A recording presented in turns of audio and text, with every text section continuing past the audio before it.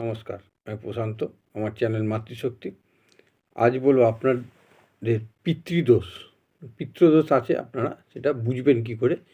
পিতৃদোষের কটা লক্ষণ নিয়ে আজ কথা বলবো। পিতৃদোষের লক্ষণ, আপনার পিতৃদোষ আছে, আপনি সেটা বুঝবেন কিভাবে। যেমন ধরুন, আপনি খেতে বসেছেন, খাবারে চুল পড়বে, প্রায় খাবারে চুল পড়বেই পিতৃদোষ যদি থাকে। তারপর বসে থাকতে থাকতে চুল এরম ঘোরাবেন, ঠিক আছে, চুলে বারবার এরম চুলে হাত দেবে।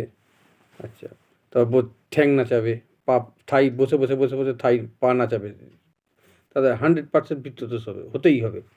আচ্ছা, তারপরে কথাটা লজ্জাজনক, তবু বলি, কথায় প্রাইভেট পার্টে হাত দেওয়া এক একটা ছেলে আছে, এক একটা দেখেছি, এদের পিতৃদোষ হতেই হবে। পিতৃদোষ নখ খাবে, নখ খাবে এরমভাবে, নখ খাওয়া।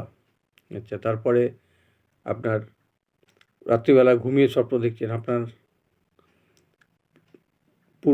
আপনাদের যারা আগে পিতৃরা আপনাকে স্বপ্ন দিচ্ছে, খালি পায়ে হাঁটছে, তারা কাঁদছে, দুঃখ পাচ্ছে, এগুলো আপনাকে দেখাবে। তার মানে সে কষ্টে আছে। এটা পিতৃদোষের এই কটা লক্ষণ বললাম। এরপরে একটা ভিডিও দেবো পিতৃদোষের লক্ষণের,